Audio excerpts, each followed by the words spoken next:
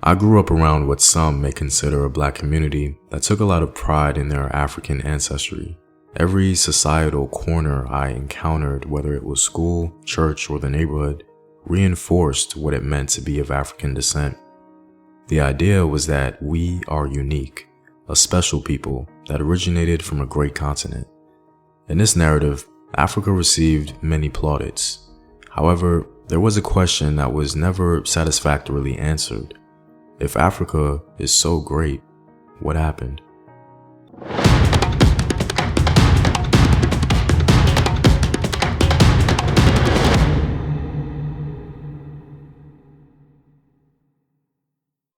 What up, African world? It's Somsim here, and welcome back to another video of African history, culture, and worldview. By supporting this channel on Patreon, you're helping in the creation of these videos and contributing to this content.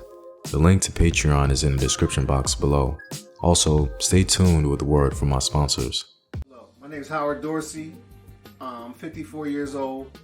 I'm here to talk about my experience with Herbal results.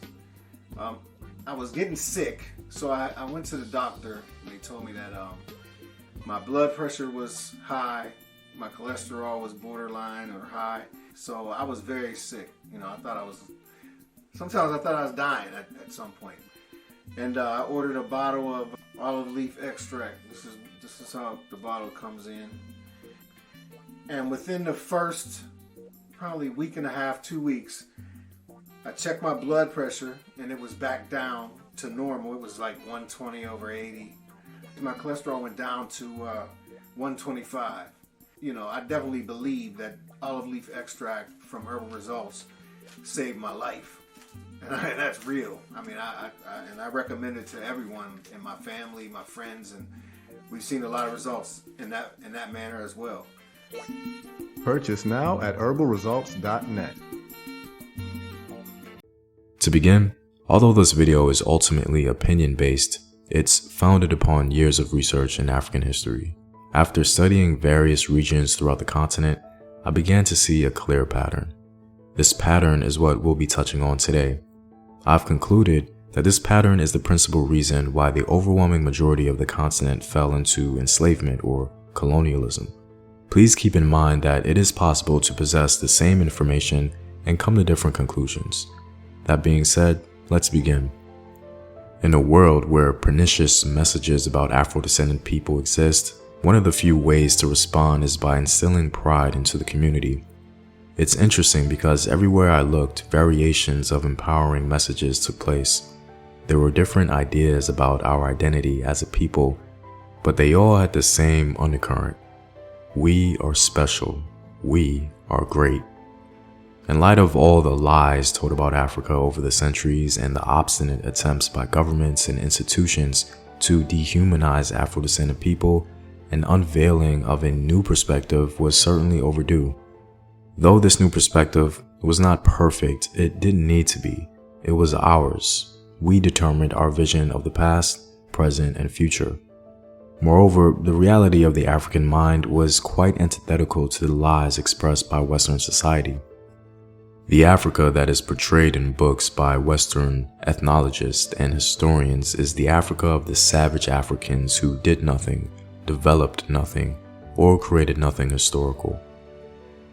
These ideas that have marinated for centuries have stuck with us, especially in a subconscious way.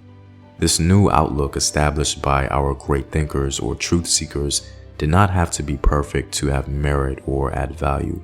It gave us as a community a strong foundation, a cogent message explaining how we've been lied to and that we can and must do something about that. Africa's achievements are readily available for those who are interested in knowing it. All these things can be found in its metallurgical mastery, various political systems, complex philosophical traditions, architectural ingenuities, and much more. The Dark Continent trope was a mendacious narrative concocted to justify slavery and colonization, the extraction of African wealth.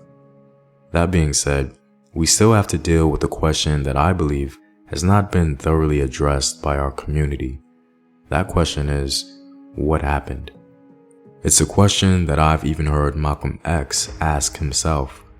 because as we were uncovering the lies about Africa, we were simultaneously analyzing the history in our own way.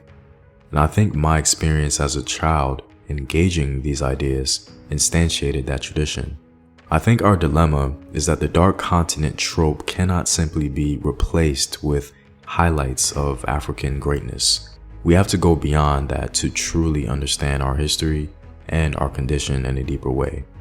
As I mentioned previously, my years of research in African history helped me to discover a pattern.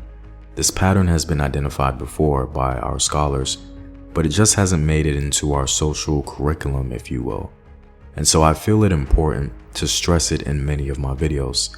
If you've been watching me for some time, you've heard me preach this before. The pattern is this: African diversity was the principal barrier of a successful African continent. What do I mean by success? Success in this context simply means the control and/or ownership of a given region's wealth. Growing up in my community, a consistent word I often would hear is "we," referring to Africa. I would hear things like, "we did this" or "we did that." It was a very innocuous and often enduring thing.